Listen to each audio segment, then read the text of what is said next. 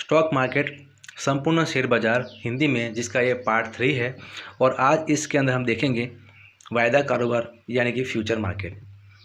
तो क्या होता है फ्यूचर मार्केट?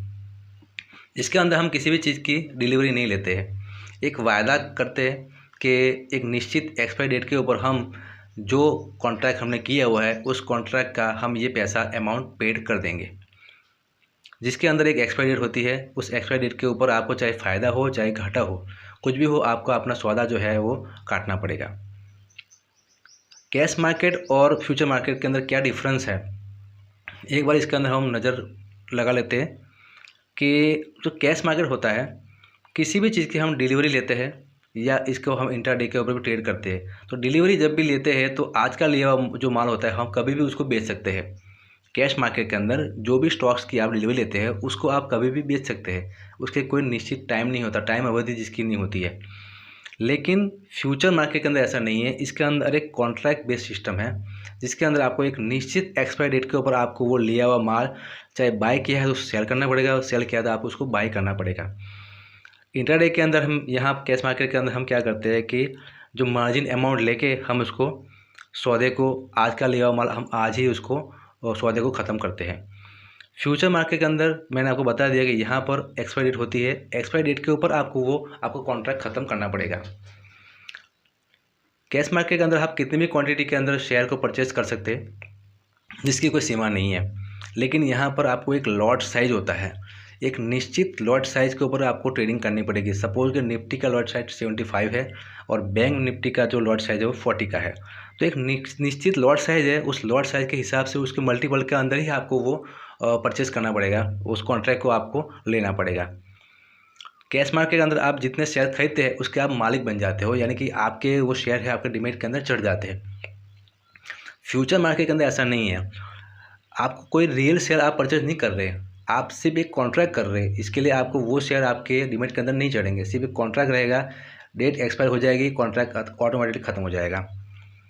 कैश मार्केट के अंदर क्या होता है, जो शेयर्स आपने लिए हुए हैं कंपनी आपको उसको डिविडेंड या बोनस शेयर सब कुछ आपको टाइम टू टाइम देगी। लेकिन यहाँ पर आपको फ्यूचर मार्केट के अंदर ना डिविडेंड मिलेगा आपको, ना कोई बोनस शेयर मिलेगा आपको। ये एक मोटा मोटा डिफरेंस हो गया।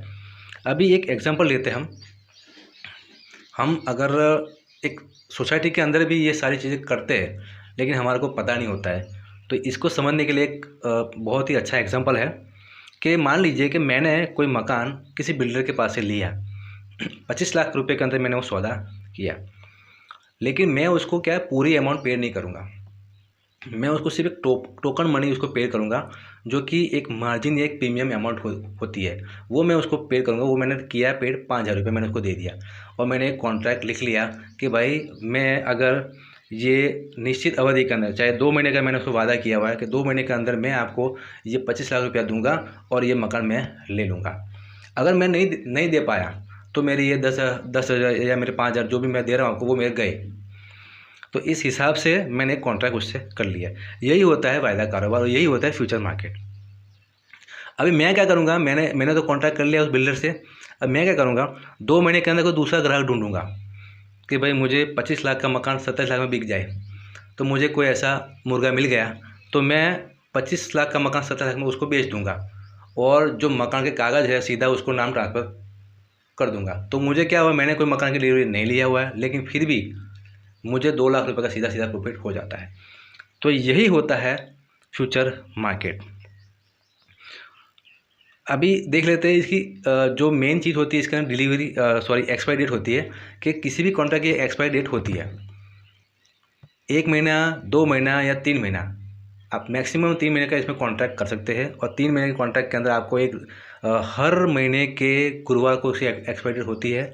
चाहे 1 महीने का आपने अगर कोई कॉन्ट्रैक्ट लिया हुआ है तो उस महीने के गुरुवार को आखिरी दिन को आपको वो एक्सपायरी डेट होगी, उस डेट तक आपको वो कॉन्ट्रैक्ट ख़त्म करना पड़ेगा, नहीं तो ऑटोमेटिकली वो ख़त्म हो जाएगा। दूसरा, आप उसको बाय और सेल पहले कुछ भी कर सकते हो, ऐसा नहीं है कि आप बाय करो और फिर आपको सेल करना पड़ेगा। पहले आप उसको सेल भी कर सकते हैं, बाद में उसको बाय कर लो। एक कॉन्ट्रैक्ट है तो कॉन्ट्रैक्ट के अंदर जैसे हम इंट्राडे के अंदर करते थे, पहले बाय करो सेल करो, पहले सेल करो फिर बाय करो, कुछ भी करते थे, इसमें भी सेम ऐसे ही है। लेकिन इसके अंदर आपको किसी भी स्टॉक की डिलीवरी नहीं मिलती है। फ्यूचर के अंदर आपको जो एक्सपायरी होती है तब तक ही आप किसी चीज़ को शॉर्ट कर सकते हैं, ये भी एक इम्पोर्टेंट चीज़ है। यहाँ पर होता है मार्जिन अमाउंट होता है, या हम उसको प्रीमियम बोलते हैं, जो कि आपको पेड करना पड़ता है। चाहे कोई भी कॉन्ट्रैक्ट कितना भी बड़ा हो, लेकिन आपको एक थोड़ी सी मार्जिन अमाउंट पे करके आप उस कॉन्ट्रैक्ट को खरीद सकते हैं। तो यहाँ पर जो मार्जिन कैलकुलेशन करने के लिए मार्जिन कैलकुलेटर बहुत सारे ऑनलाइन अवेलेबल है, जिसको आप डाउनलोड करके भी आप उसको कैलकुलेट कर सकते हैं। नहीं तो एनएससी और बीएससी की वेबसाइट के ऊपर जाके भी आप इसको देख सकते हैं कि किसी भी स्टॉक का या किसी भी इंडेक्स का कितना मार्जिन हमारे को पेड करना पड़ेगा। वो मार्जिन कैलकुलेटर से आपको पता लग जाएगा, या जो भी ब्रोकर होगा आपका ब्रोकर आपको वो मार्जिन कैलकुलेटर प्रोवाइड कराता है। सपोज कीजिए यहाँ पर मैंने एक स्क्रीनशॉट लिया हुआ है कि यहाँ पर एफएनओ सेगमेंट का फ्यूचर का हम यहाँ पर कॉन्ट्रैक्ट ले रहे हैं निफ्टी का, और मार्च 26 2020 का ये कॉन्ट्रैक्ट है, यानी कि 26 तारीख मार्च महीने की उस दिन ये कॉन्ट्रैक्ट है वो एक्सपायर हो जाएगा। और यहाँ पर 11,149 रुपये का प्राइस चल रही है, और 75 उसकी लॉट साइज, यानी कि 75 लॉट साइज है उसकी।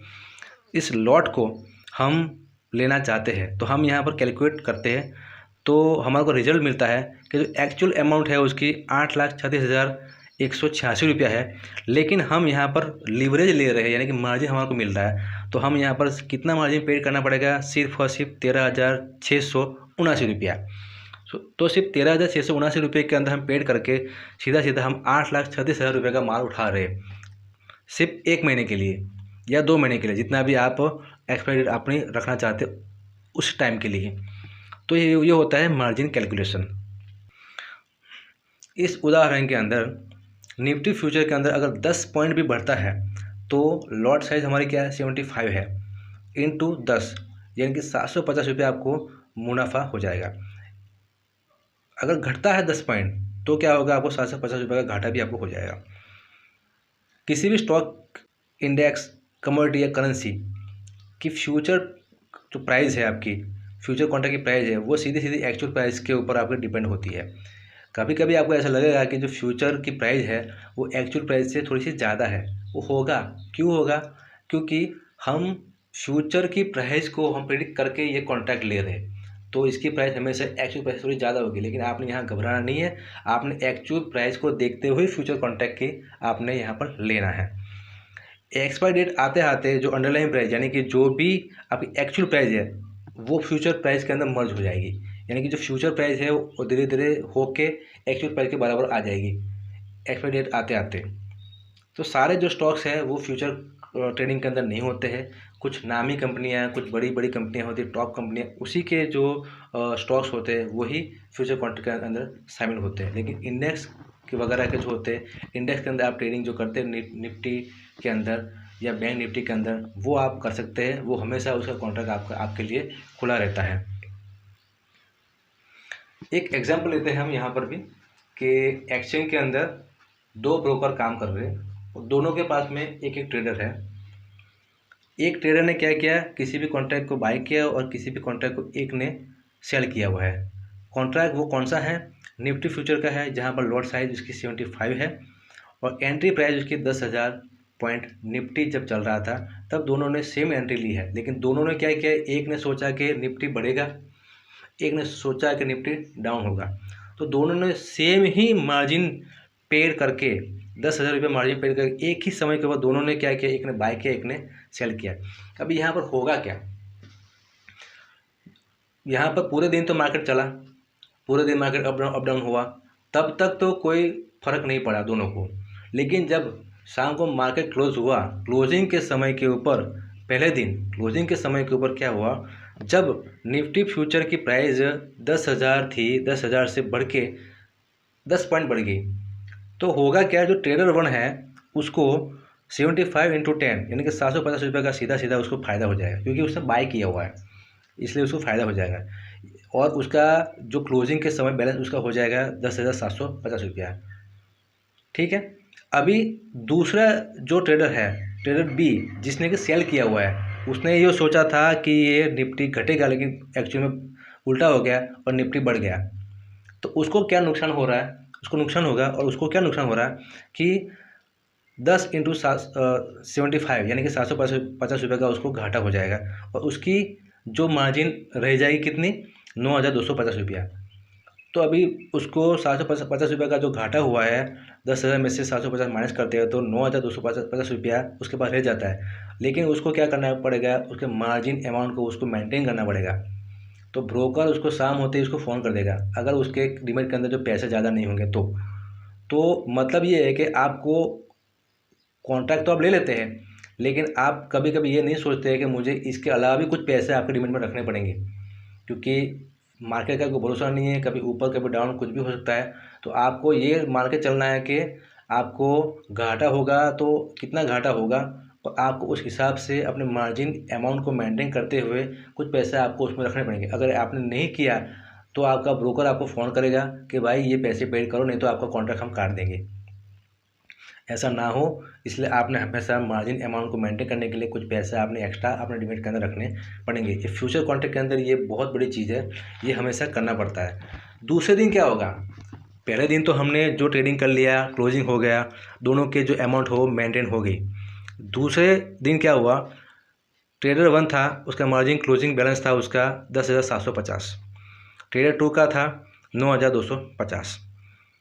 दूसरे दिन मार्केट चला, फिर क्लोज होगा मार्केट 3:30 के ऊपर, तब क्या हो रहा है, निफ्टी डाउन हो गया और 100 पॉइंट डाउन हो गया।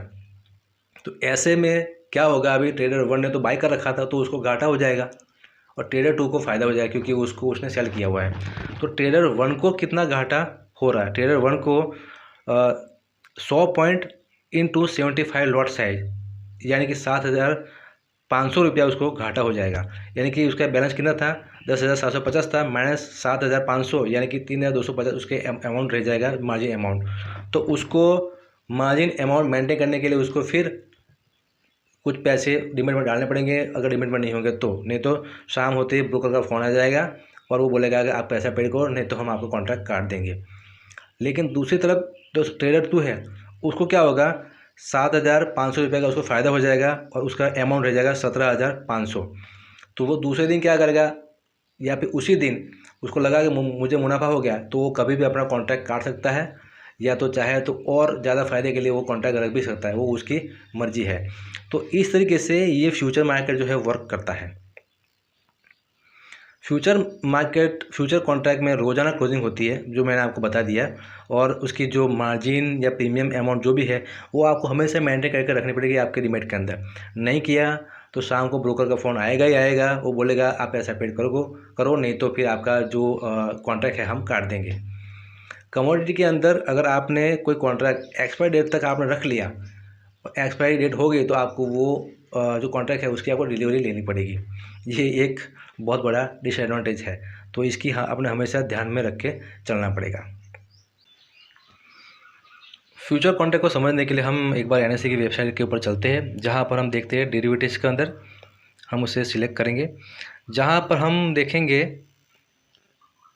ऑल कॉन्ट्रैक्ट की जगह पर हम यहाँ पर निफ्टी 50 का फ्यूचर हम देखेंगे, जिसका हमने एग्जांपल लिया हुआ है।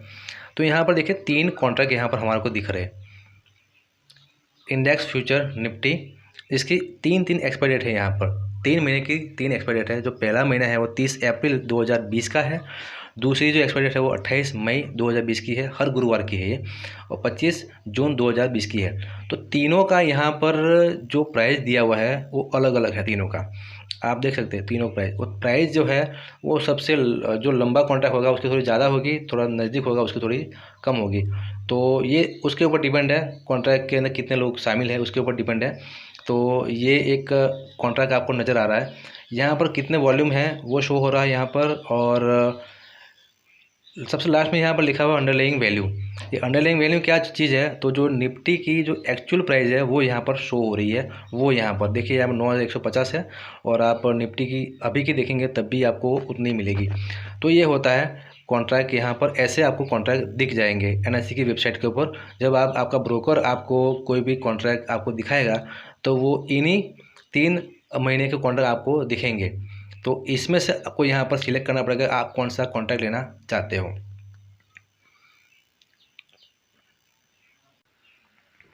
तो दोस्तों, हमने जो कुछ आज इस वीडियो के अंदर फ्यूचर ट्रेडिंग के बारे में सीखा, आशा करता हूं कि आपको बिल्कुल समझ में आ गया होगा। अगर आपको कोई भी शक या सवाल रह जाता है तो आप प्लीज़ मुझे कमेंट के अंदर आप लिख सकते हैं। तो आने वाले पार्ट यानी कि पार्ट 4 के अंदर हम ऑप्शन ट्रेडिंग के बारे में देखेंगे, क्या होता है ऑप्शन ट्रेडिंग और कैसे किया जाता है उसको। दोस्तों, अगर आपको ये वीडियो पसंद आई हो, जानकारी पसंद आई तो प्लीज़ लाइक कीजिए, शेयर कीजिए हमारे चैनल को। Thanks for watching.